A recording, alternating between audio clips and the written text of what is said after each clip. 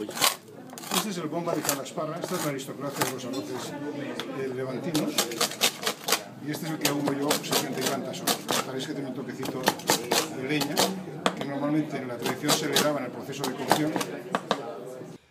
Como cada fin de año, artistas, gente de prensa rosa, los miembros de la Casa Real y muchos curiosos y deseosos de ver gente chic se dan cita la última semana de noviembre en el llamado rastrillo del Pabellón de la Pipa en la Casa de Campo, el legendario recinto, parque y centro de atracciones y exposiciones de Madrid, denominado así desde mediados del siglo XVI, duplica en tamaño al Bosque de Bolonia de París y 5 veces más al Central Park de Nueva York.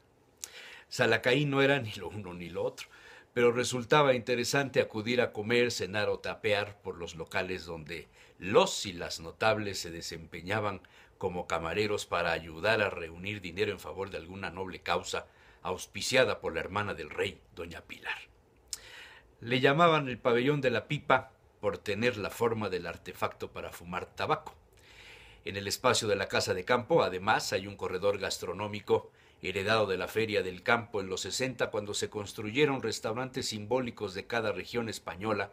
Uno muy afamado era Currito, en el Pabellón de Vizcaya, donde llegó en 1975 desde Santurce José María González Barea, apodado Currito, con su ejemplar asador. El fundador murió hace 9 años por estas fechas, recordó el aventurero al tomar el taxi para dirigirse a la comida de ese día por la zona del Parque Berlín y el Auditorio Nacional de Música, poco frecuentada por él desde hacía unos 10 años, cuando descubrió un sitio para cenar en época de frío, la Sopa de Perro, un caldo con pescado y arroz estupendo. El barrio de Prosperidad da cabida al emblemático sitio Casa Benigna, hasta donde sus amigos le habían convocado a fin de sorprenderle con algo diferente. Y ciertamente lo hicieron, superaron las expectativas. Comida de periodistas había anotado Salacaín en la agenda de ese día.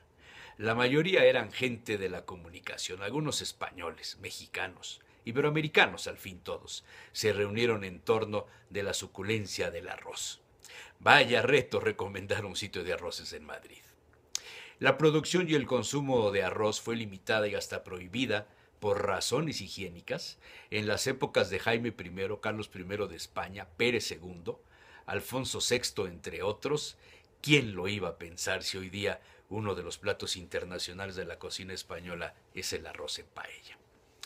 Al menos hace 7,000 años se conoce el cultivo y consumo de grano en el sudeste asiático.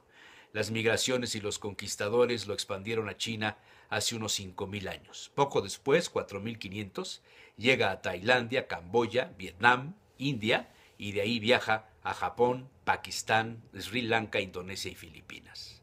Fueron los moros, benditos moros, cuántos alimentos no introdujeron, quienes llevaron el arroz a España en el año 700 de la era cristiana. De ahí pasó a Francia primero y a Italia después. Los musulmanes le toman de Persia, donde se cocía con leche fresca azucarada y perfumada. Tal vez, pensaba Salacaín, el origen del mismísimo arroz con leche asturiano o castellano. En esa misma época se conocen ya las ollas con cebollas, plantas aromáticas y especias mezcladas con trozos de carne o albóndigas, donde acudían para espesar y reforzar el sabor lentejas, verduras, pasta o el arroz, también usados para absorber el caldo. O sea, se dijo el aventurero, esas ollas podrían ser el primer antecedente de la paella moderna. El más antiguo recetario catalán, llamado Cent Sobi, del siglo XIV, registra ya el arroz cocido en leche de almendras. Los primeros indicios del asentamiento del grano en su cultivo se dan en el río Po, en Italia, y luego en el Levante español. Pero ciertamente los árabes le cultivan y divulgan desde Sicilia hasta la península ibérica. Ya en la Edad Media, al arroz se le ubica entre los alimentos de lujo solo para las casas reales. Cristóbal Colón introdujo el arroz en el Nuevo Mundo, lo llevó consigo en su segundo viaje y en el siglo XVII se expande a Sudamérica. Curiosamente, el arroz llegó a tierras conocidas hoy como Carolina del Norte en un barco holandés con destino a Madagascar en el año de 1694, registran los cronistas. Finalmente, el taxi llegó a la calle de Benigno Soto número 7, donde Norberto Jorge y su madre Carmen prepararían los arroces para el consumo de ese día. La espectacular sala tiene un muro con los recipientes usados en la preparación de los diversos estilos de arroces, desde los caldosos hasta los secos. Especial sitio tiene ahí la patella, ideada por Norberto para secar perfectamente el arroz y provocar en los 5 sentidos experiencias agradables. La vista, el gusto, el olor, el tacto y el oído. Especialmente el oído, cuando la pala de madera desprende el arroz crujiente.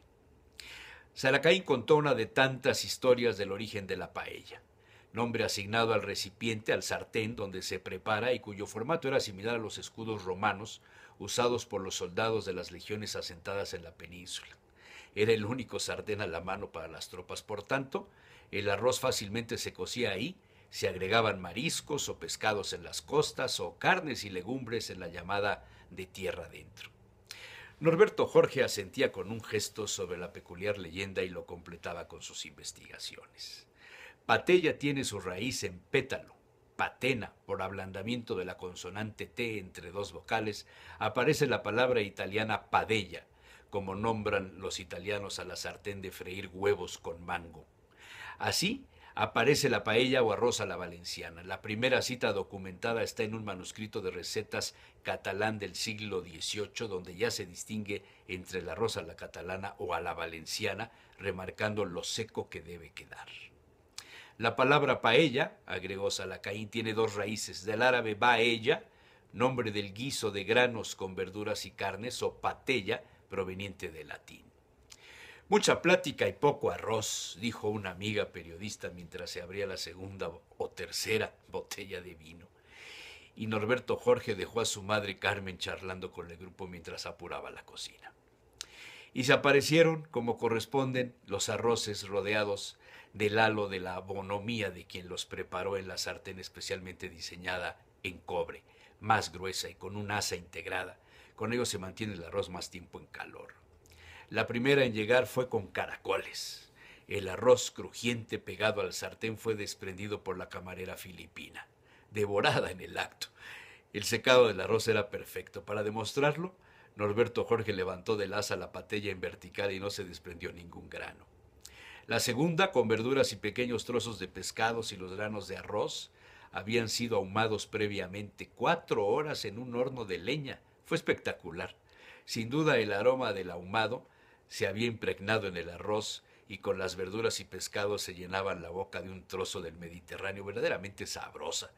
Y la tercera sorprendió a todos, un auténtico arroz negro con tinta de calamar.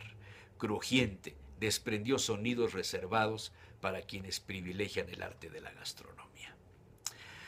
Vaya comida, vaya sobremesa con ginebras y tónicas azules. Salacaín entonces recordó a Confucio, pues al fin y al cabo es China uno de los países con mayor tradición de comer el grano. ¿Me preguntas por qué compro arroz y flores? Compro arroz para vivir y flores para tener algo por lo que vivir.